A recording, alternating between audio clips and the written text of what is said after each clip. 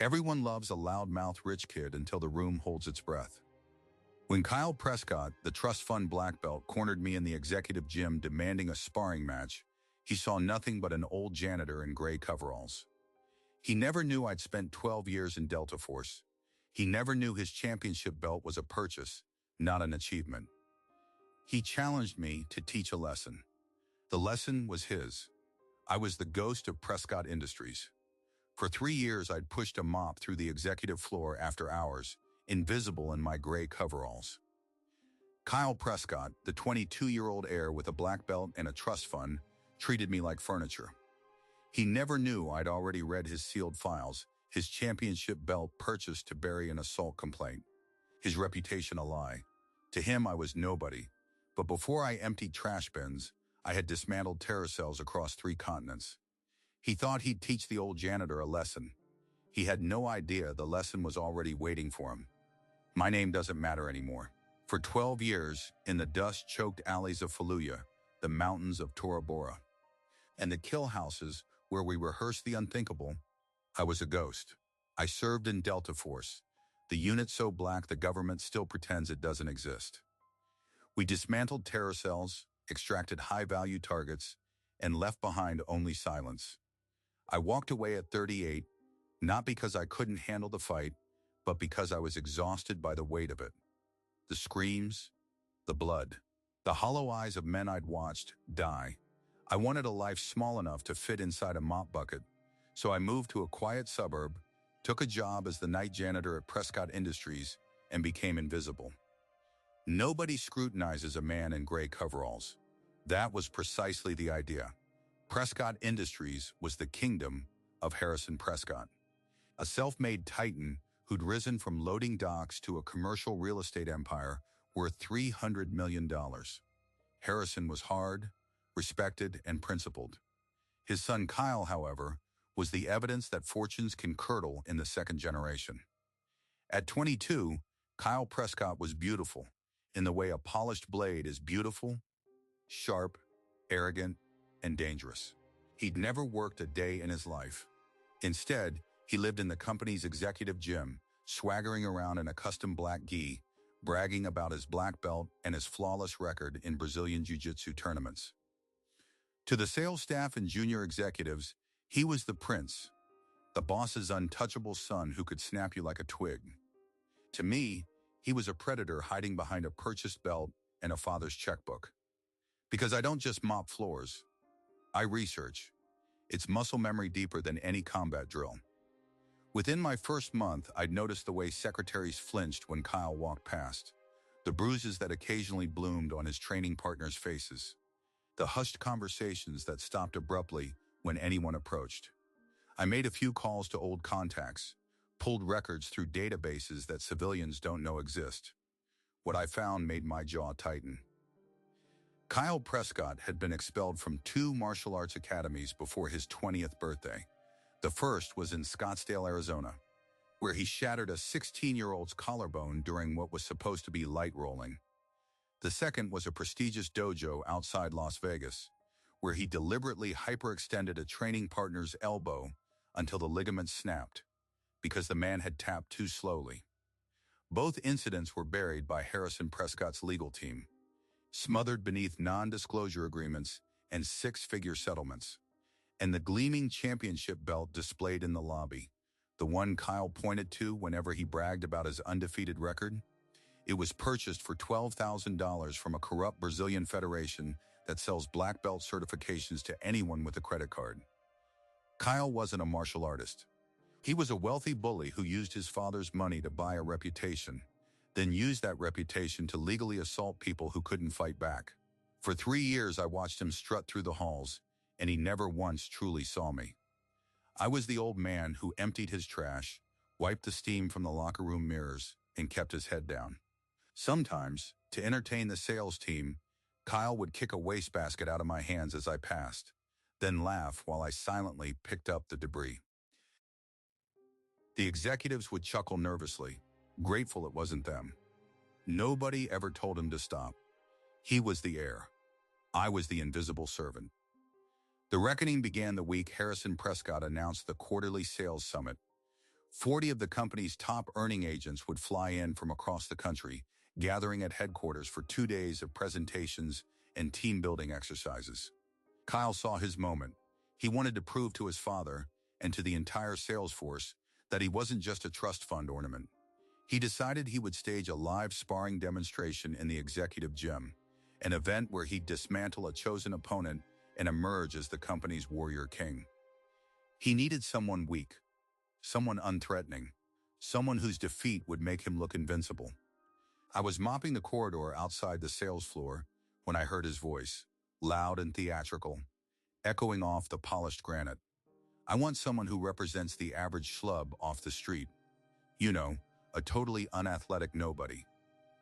My takedown will look spectacular. He laughed. The sales managers offered uneasy smiles. Then Kyle's eyes scanned the hallway and locked onto me. He grinned wider, the grin of a cat scenting a broken-winged bird. You, he said, pointing, the janitor. You'll be my volunteer tomorrow. Wear this. He tossed a cheap white gi at my feet, the kind reserved for first-day beginners. Don't worry, old man, I'll go easy on you. Maybe. He clapped me on the shoulder as if I were a piece of gym equipment he was testing. The sales floor fell silent. Every pair of eyes watched the billionaire's son humiliate the gray-haired custodian.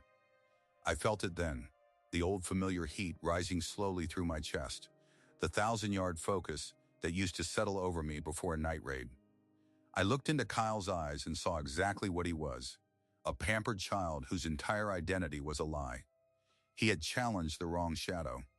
He wanted to teach the janitor a lesson in front of a crowd. I simply needed to remember not to put him in the hospital.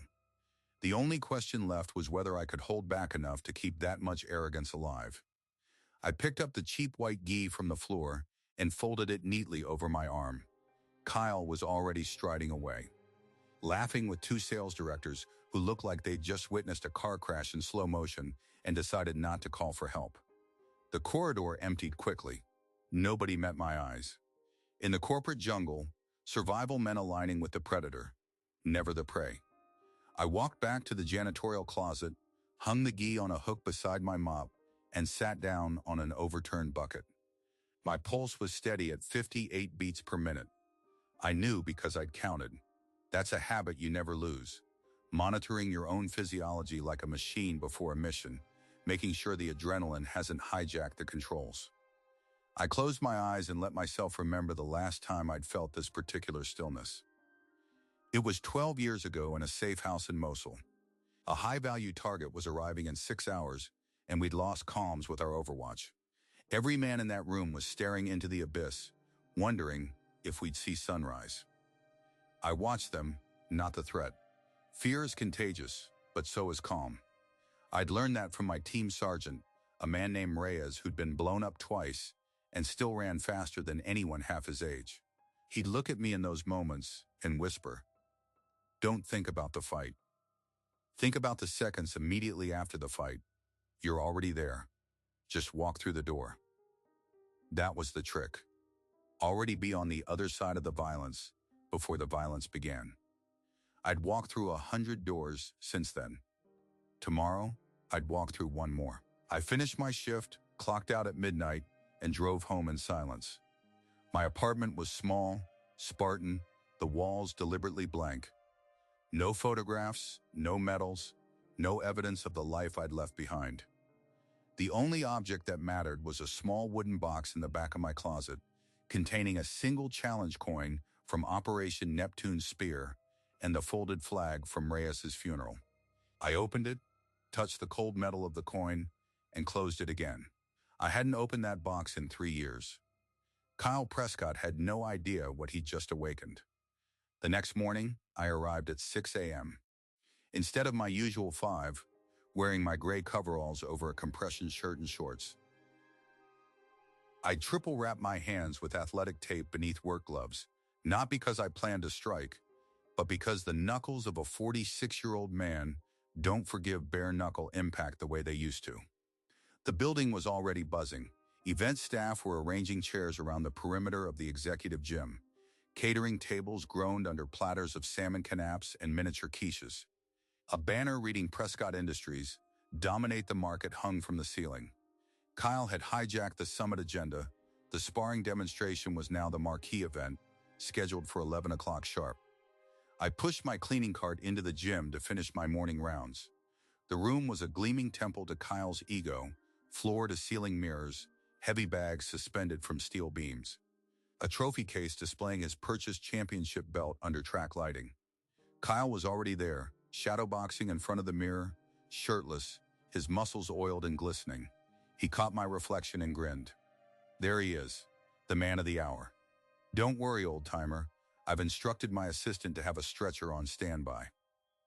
Just kidding. Mostly, he winked at a cluster of early-arriving saleswomen who tittered nervously.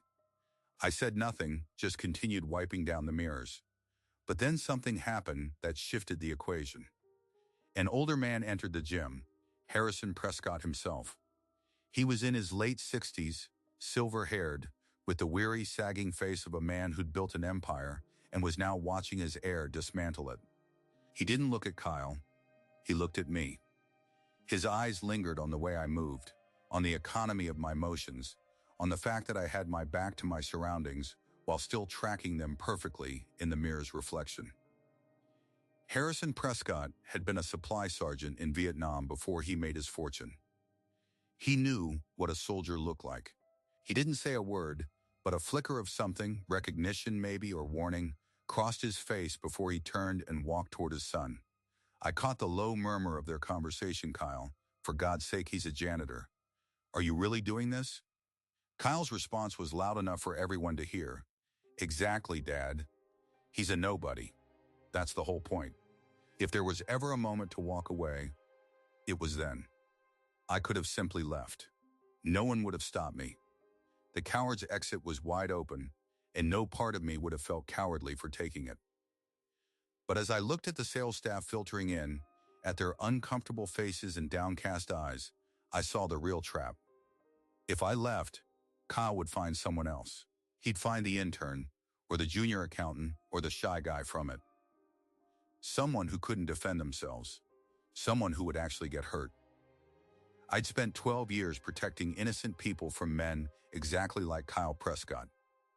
Walking away now would violate every oath I'd ever taken. The gym filled by 10:45. 40 sales agents, a dozen executives, and a handful of administrative staff occupied the folding chairs. The atmosphere was thick with awkward anticipation. Kyle had swapped his gi for a black and gold competition uniform, his belt cinched tight, his hair gelled back. He was giving an impromptu lecture to the audience, his voice carrying over the hum of the shvak. A lot of people think martial arts is about fighting. Wrong, it's about dominance. It's about proving, beyond any doubt, that one human being is superior to another. Today, I'm going to demonstrate that dominance. And I need a volunteer who embodies the average person. Untrained, unthreatening, the kind of guy you'd never look twice at on the street. He scanned the room, his gaze landing on me with theatrical precision. Our maintenance staff has graciously agreed to help. Everyone, give a round of applause for the Prescott Industries janitor. Scattered, confused applause. I set down my cleaning rag, pulled off my work gloves, and stepped onto the mat. My bare feet were silent against the blue foam. But before the demonstration could begin, Kyle held up a hand. Hold on. My lawyer insists. Every volunteer signs the waiver. He snapped his fingers. An assistant rushed forward with a clipboard. This is a full liability release. Full contact sparring, no protective gear, no referees. Submission or knockout.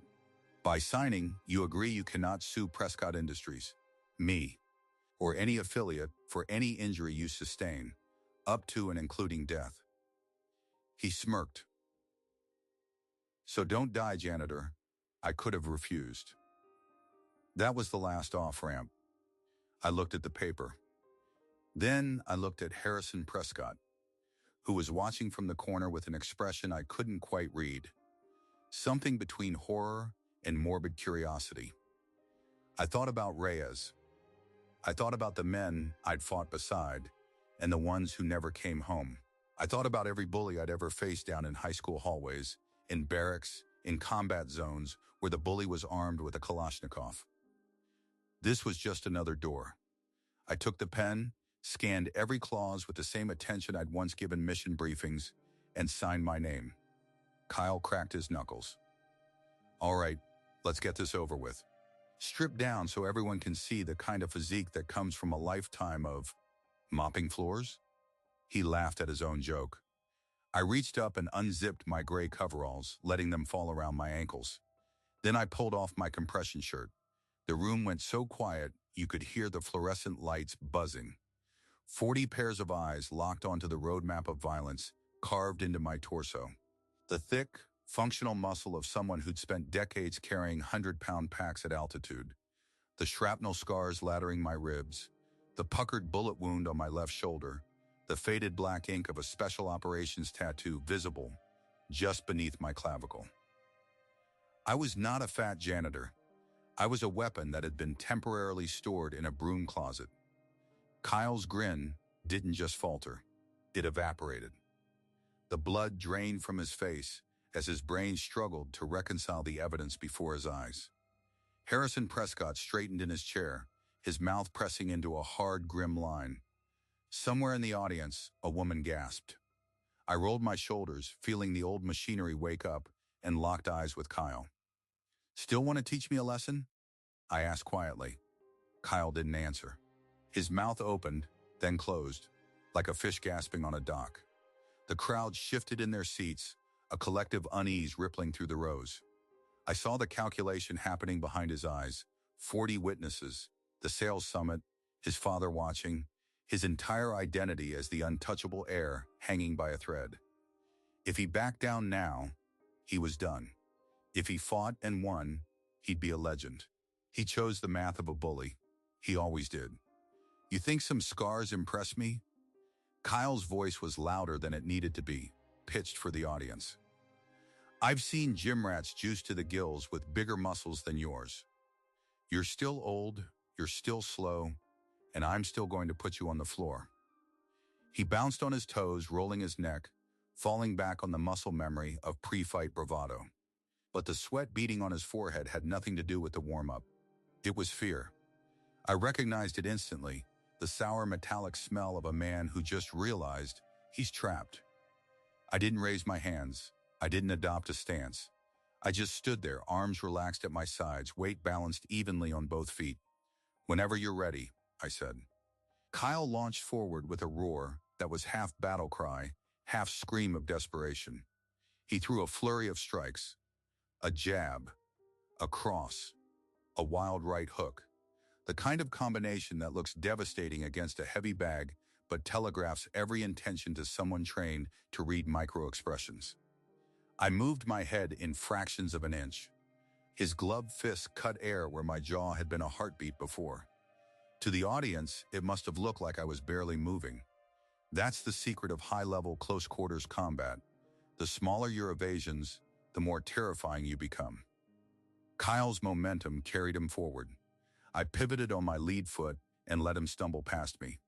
He caught himself against the ropes of the practice ring. There were no ropes in this open gym, just the mirrored wall. His reflection stared back at him, chest heaving, eyes wild. Somewhere in the audience, a chair scraped the floor. It was Harrison Prescott, rising slowly to his feet. "Stand still and fight me, you coward," Kyle shouted. What happened next took exactly 8 seconds. Kyle rushed me again, this time attempting a grappling entry, a double-leg takedown he'd probably drilled 10,000 times. He dipped low, arms extended, head positioned incorrectly to the outside instead of the center of my chest. It was a fundamental error you correct in white belts. I sprawled, dropping my hips like a falling safe, and caught his neck in a front headlock. His forward momentum stopped dead.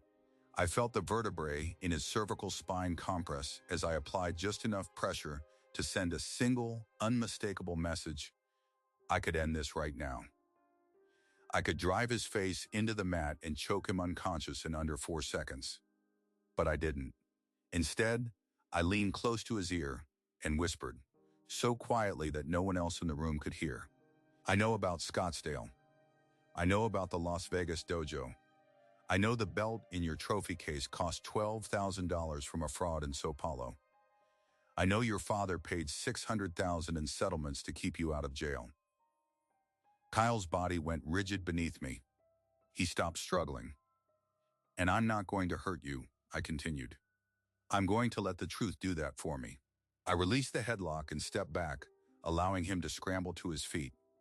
Kyle stood, swaying, his face a drained mask of confusion and mounting horror. He hadn't been knocked out. He wasn't bleeding. But something far worse had just happened to him. He'd lost control of the narrative. I turned to face the audience. 40 sales agents and executives stared back at me, frozen, phones half raised to record a beating that had failed to materialize. Harrison Prescott's face was ashen.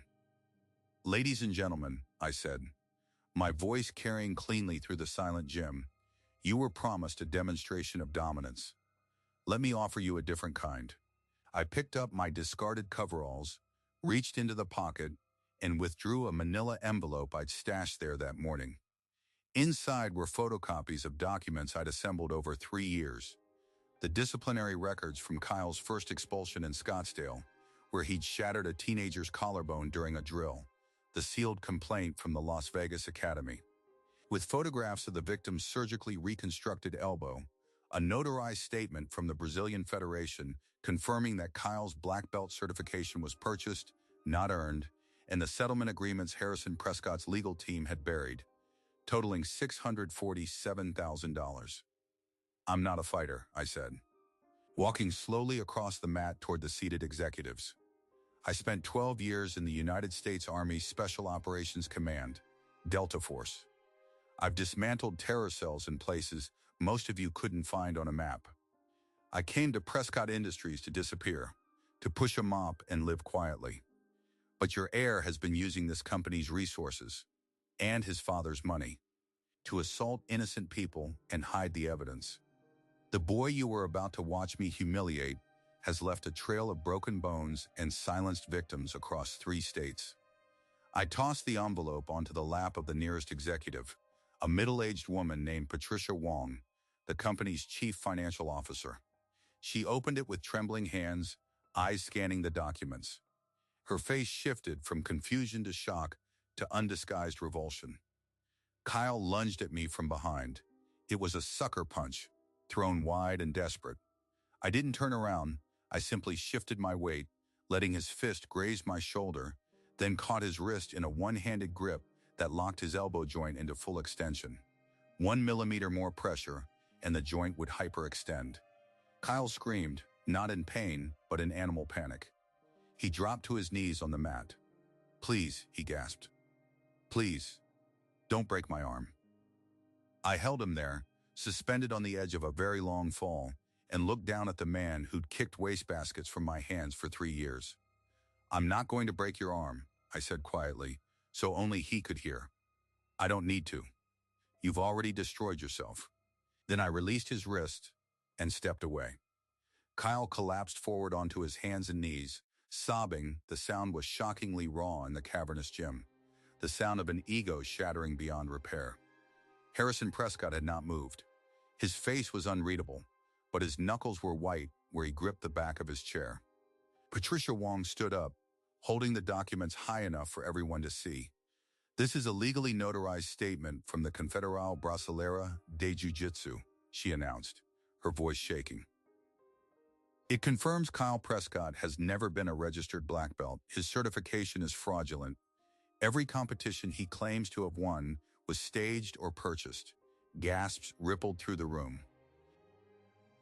Several sales directors were now on their feet, phones out, taking photos of the documents. The public relations catastrophe was unfolding in real time. But here's the thing about secrets buried under money and power. When you unearth one, you never find just one. Patricia turned to the next page and froze. There's more, she said, her voice dropping. These settlement agreements, Harrison signed them personally. He knew. He knew about the assaults, and he covered them up. The liability exposure for the company, she didn't finish the sentence. She didn't need to. Every executive in that room understood the implication. Shareholder lawsuits, criminal accessory charges, a corporate reputation incinerated overnight. Kyle remained on his knees, head bowed, tears dripping onto the blue foam mat. Harrison Prescott finally spoke, his voice hollow. "Who are you?" he asked, staring at me. I pulled my coveralls back over my shoulders, zipping them up slowly, covering the scars and the ink and the 20 years of war I'd tried to leave behind. "I told you," I said. "I'm the janitor." Then I walked toward the glass doors, past the catered salmon canapes and the Dominate the Market banner that now seemed like a cruel joke. I paused at the exit and looked back one last time. Patricia Wong was already on her phone, likely calling the board's legal counsel. Two junior saleswomen were crying, though I couldn't tell if it was from shock or relief. Harrison Prescott had sat down heavily in his chair, staring at nothing, a man watching his legacy dissolve in the space of a single morning. The earthquake I just triggered was only beginning, and I knew the aftershocks would reshape Prescott Industries forever. But as I pushed through the glass doors into the parking lot, I wasn't thinking about the company or its crumbling dynasty. I was thinking about the next janitor who'd push a mop through those hallways, and whether he'd ever have to kneel on a mat under the sneer of a trust fund bully. The answer had just changed. Permanently, the glass doors hadn't even stopped swinging before Patricia Wong's voice cut through the stunned silence behind me. "Nobody leaves this room until every document is photographed and time-stamped." She was already in crisis mode, a CFO's instinct overriding shock. I walked across the parking lot, the Texas sun bleaching the asphalt white, and climbed into my 15-year-old Toyota Camry. My hands were steady on the steering wheel. I'd planned for every contingency except one, the feeling of lightness in my chest. 3 years of invisibility, of swallowed insults and silent observations, and now the weight was gone. Inside the building, the sales summit collapsed within the hour. Patricia Wong convened an emergency board meeting via video call, presenting the documents I'd compiled. By noon, the company's general counsel had launched an internal investigation. By 2 o'clock, a reporter from the Austin Business Journal had received an anonymous tip, my final gift, and was already working the phones. The story broke online the next morning with the headline, "Prescott Hare's Black Belt of Fraud. Settlement documents revealed decades of cover-ups." It spread from local business news to national martial arts forums, then to mainstream outlets. The public appetite for a rich kid humiliation narrative was insatiable. Harrison Prescott resigned as CEO within 72 hours. His board gave him the choice between a quiet departure or a public firing, with full disclosure to shareholders. He took the quiet door, but it didn't stay quiet. The Securities and Exchange Commission announced a preliminary inquiry into whether the company had misled investors about potential legal liabilities. Prescott Industries stock dropped 31% in a single trading day. The empire Harrison had built over 40 years was hemorrhaging value by the hour. Kyle disappeared before the corporate security team could escort him out. He fled to a private residence in Cabo San Lucas, where his father owned a vacation compound. But the internet follows you everywhere. Within a week, a 23-year-old former training partner from the Scottsdale Academy came forward on social media with her own story. Kyle had not only shattered her collarbone, he had threatened to have her family evicted from their apartment if she spoke up. The Prescott legal team had drafted an ENDA on the spot, and her parents, terrified of losing their home, signed. Her post went viral. 4 more victims emerged in the following days, each with eerily similar accounts: an injury inflicted during training, a threat, a hastily offered cash settlement, a document forbidding them from ever speaking publicly. The Las Vegas District Attorney's Office announced it was reopening the case file on the elbow hyperextension incident, which had been sealed under suspicious circumstances.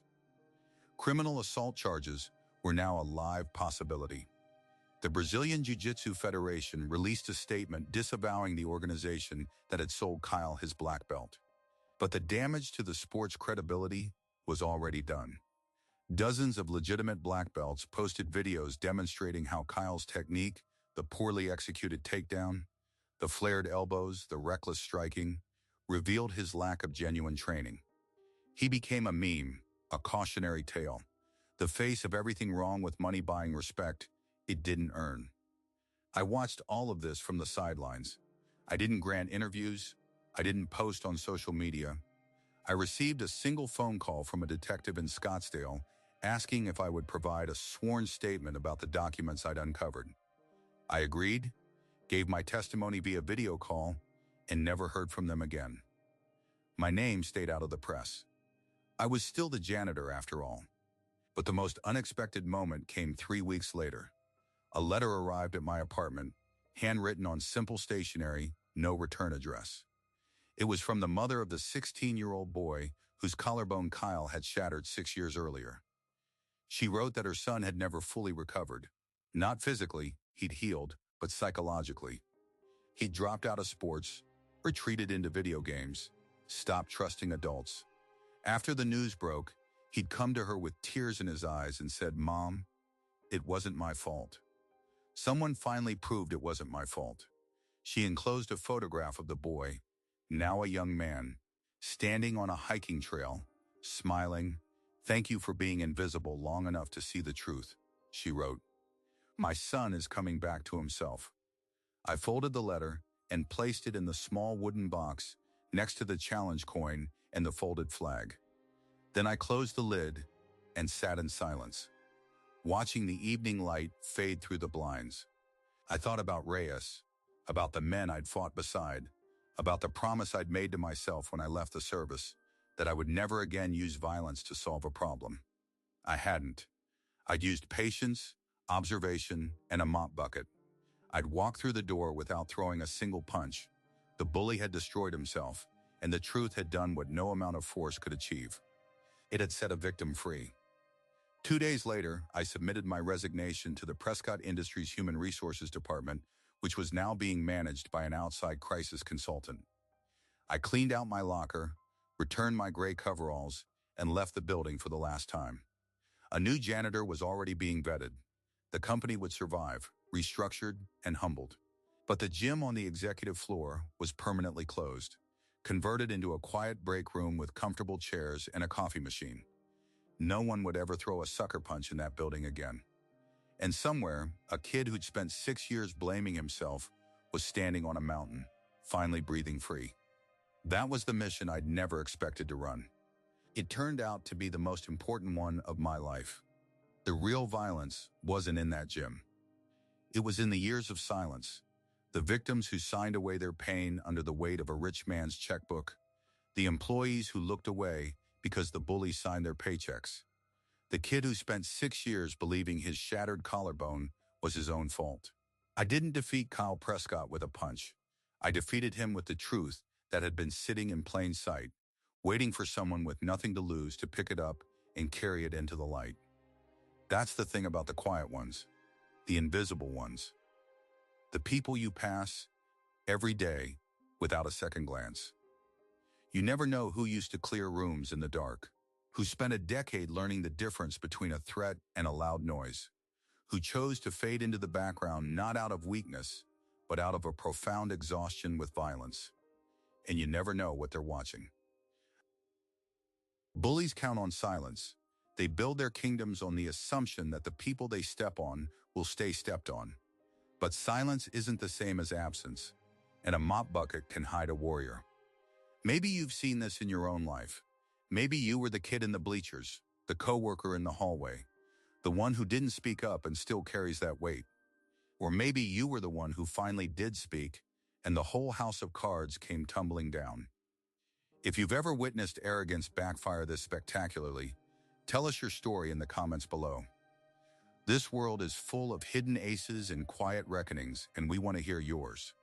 If you believe that sometimes the best revenge isn't a closed fist, but an open file, hit that like button. Share this video with someone who needs to be reminded that bullies don't get the last word, and subscribe for more real-life moments when the underestimated finally rise. The truth is always ready. The question is, who will finally speak it?